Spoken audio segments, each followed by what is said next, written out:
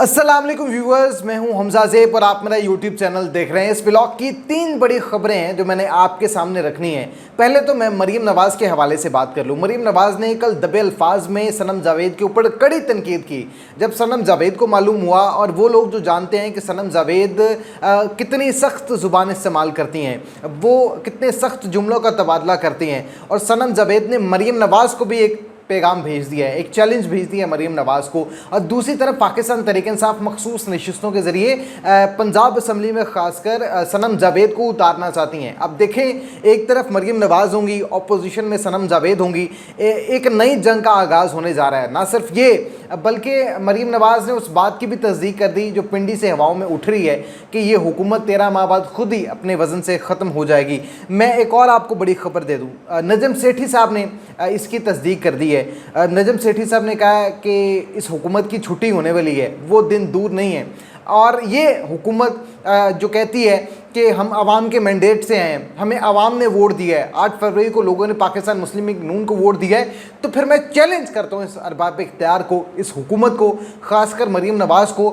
मैं एक निजी चैनल के साथ एसोसिएट हूँ, वहाँ पर प्रोग्राम करता हूँ, मैं रोड शोज़ करता हूँ, लोगों में जाता हूँ, लोगों से बातचीत करता हूँ, उठता बैठता हूँ। लोगों में इतना गम गुस्सा है कि मैं आपको दावे से कहता हूं कि हम अपने शो में जब लीगी अरकान को बुलाते हैं एज पैनलिस्ट कि आप हमारे इस प्रोग्राम में शिरकत करें, हमारे साथ रोड शो करें या सेट पे ही आ जाएं, कोई एक लीगी रहनुमा इस प्रोग्राम में नहीं आता हमारे जिसमें यूथ बैठी हो। ये है यूथ का डर, ये है आवाम का डर जो इनके गले का फंदा बन चुका है। और अब चीज़ें किस तरफ जा रही हैं उस पर मैं डिटेल से बात करूंगा, लेकिन एक और बड़ी खबर दे दूं, पीटीआई ने एक और मुतालबा कर दिया है, और ये मुतालबा जो है जुडिशल कमीशन से किया है। ये क्या मामला, इस पर बात करेंगे। और इस हुकूमत की नहली की वजह से महंगाई के तमाम रिकॉर्ड टूट चुके हैं। महंगाई आसमान से बातें कर रही है, कुछ मज़ीद चीज़ों की कीमतों में भी इजाफा हुआ है, उस बारे में भी बात करेंगे। लेकिन आपसे 10 पैसा गुजारिश है कि चैनल पर नए हैं तो चैनल को सब्सक्राइब कर लें, घंटी के बटन को ऑन कर लें, और कमेंट में अपनी कीमती राय से ज़रूर आगाह किया करें ताकि आपका नाम लेकर हम ये सर्वे मैसिव लेवल पर पहुँचाएँ, बताएँ लोगों को कि लोग क्या सोच रहे हैं। मैं अब पीटी की तरफ आऊँगा। सनम जावेद और मरीम नवाज़ की जो एक कंट्रोवर्सी चल रही है उस पर बात करेंगे, नजम सेठी साहब के हवाले से बात करेंगे, और ये हुकूमत कब जारी है, इस हुकूमत का तख्ता कब उल्टाया जाएगा, कौन कौन लोग हैं, उनके भी कुछ नाम मंजर आम पर आ गए, उस हवाले से भी बात करेंगे।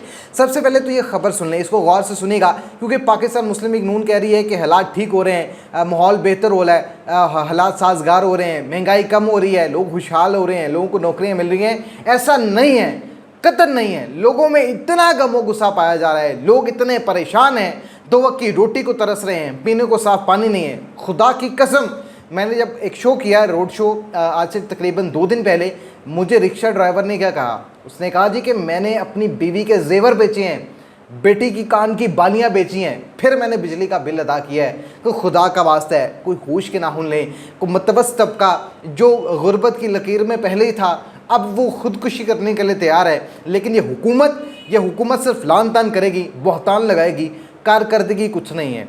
देखें, मैं ठीक है, बहुत आपकी इज़्ज़त करता हूँ, रिस्पेक्ट करता हूँ तमाम अरबाब इख्तियार की जो मुस्लिम लीग नून की हुकूमत में है, लेकिन आपसे गुजारिश ये है कि आप अपोजिशन पर लान तान छोड़ दें, आप अपना काम करें। आप अपना काम करेंगे, लोग आपको सराहेंगे, लोग आपको वोट भी देंगे।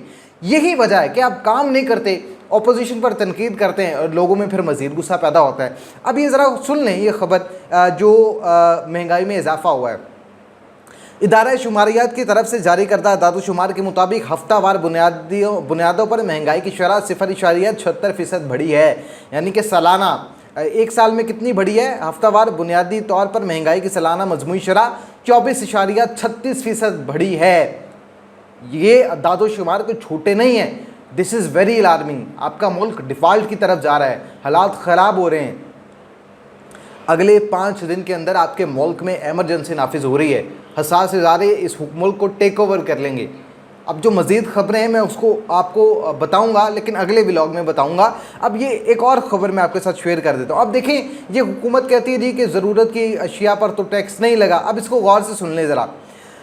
चिकन की फ़ी किलो कीमत में 38 रुपये 29 पैसे इजाफा हुआ है और महंगी होकर 412 रुपये किलो का आपको चिकन का गोश्त मिल रहा है। खुश्क दूध, जो बच्चे दूध पीते हैं, वो जनाब 390 ग्राम का पैकेट जो है वो 44 रुपये बढ़ गया है और अब ये 450 रुपये का मार्केट में दस्तियाब है। अंडे महंगे हो गए हैं, पेट्रोल महंगा हो गया, चीनी महंगी हो गई है, अदरक महंगा हो गया है, लहसुन महंगा हो गया है, घी महंगा हो गया है, यानी कि ज़रूरत की हर शय महंगी हो गई है।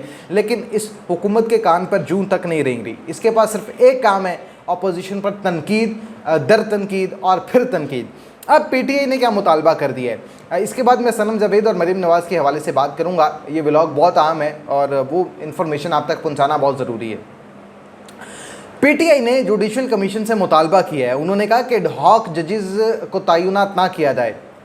हम इसको मुस्तरद करते हैं और फौरी तौर पर एडहॉक जजेस की तकर्री को मुस्तरद करने का मुतालबा भी किया है। उन्होंने कहा है कि देखें, अब मैं आपको पिछले ब्लॉग में बताया था, एक बार फिर बता देता हूं कि 4 जजेस के नाम मंजर आम पर आए थे एडहॉक जज के तौर पर। 2 ने माफ़ी मांग ली थी, माजरत कर ली थी। उन्होंने कहा कि हमें अपनी इज़्ज़त ज़्यादा प्यारी है, हम एज़ एडहॉक जज नहीं बनना चाहते।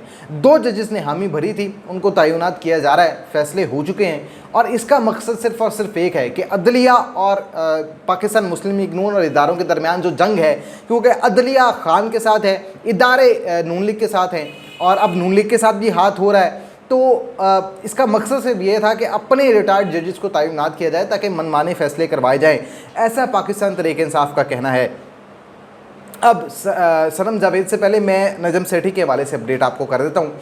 नजम सेठी साहब कहते हैं कि लगता ये है कि इस हुकूमत की छुट्टी होने वाली है, क्योंकि ये हुकूमत चल नहीं रही, यहाँ एस्टेब्लिशमेंट का एजेंडा पूरा नहीं कर रही। इसीलिए मरीम नवाज़ अब से बयानियाँ बना रही हैं कि मुझे क्यों निकाला। और मरीम नवाज़ ने उस दिन भी ये बात की कि हुकूमत 5 साल पूरे करेगी। भाई खुदा का वास्ता है, अब 5 नहीं अब 10 साल पूरे कर लें, इस मुल्क को बेहतरी की डगर पर तो लाएँ। आपको कौन कह रहा है कि आप घर चले जाएं? जो कह रहे हैं उनको कहने दें। आपकी हुकूमत का तख्ता जब उल्टाया जाएगा आप फिर बात कीजिएगा। आप पहले तो बयानबाजी ना दें, आप महंगाई को कम करें, खुदा का वास्ता है टिकटॉक को भी थोड़ा सा कम कर लें। लोगों को आपके व्यू से कोई सरोकार नहीं है, आपके टिकटॉक से कोई सरोकार नहीं है। लोग आपको सराहेंगे तब जब आप महंगाई को कम करेंगी, लोगों को नौकरियाँ फराहम करेंगी। अब मैं आपको एक और बहुत बड़ी खबर दे दूँ, जो मामला मरीम नवाज़ का है और सनम जावेद का है। देखें, जज ने मियां अली इशफाक जो उनके वकील हैं एक ज़मानत पे छोड़ा था कि अब ये सख्त ज़ुबान इस्तेमाल नहीं करेंगे, लेकिन जो पैरवी की गई है वो मरीम नवाज़ की तरफ से की गई है। मरीम नवाज़ कहती हैं कि लोग कह रहे हैं कि ये औरत है, 1.5 साल से ज़्यादा हो गया है, गिरफ़्तार होती हैं फिर छोड़ दिया जाता है, फिर गिरफ़्तार होती हैं फिर छोड़ दिया जाता है, तो ये अपनी करतूतों की वजह से जेल में है। ये मरीम नवाज़ ने दबे लफ्ज़ों में सनम जावेद को कहा है। सनम जावेद ने कहा, अब सुने ज़रा, सनम जावेद कहती हैं हमें पता है कि हम अदालतों में अपने केसेस लड़ के निकले हैं। आप पता नहीं क्या चाह रहे हैं, कहाँ झुके हैं, किन लोगों से माफ़ी मांगी है। आप मेरा नाम लेने की हिम्मत तो करें, फिर मैं आपको जवाब दूंगी। मरीम नवाज़ की तनकीद पर सनम जावेद का रद्द-ए-अमल। माहौल मज़ीद गर्म हो रहा है। आप क्या राय रखते हैं कमेंट में ज़रूर बताइएगा। चैनल पर नए हैं तो चैनल को सब्सक्राइब कर लें। मुझे नहीं इजाज़त, अल्लाह ने के बाद।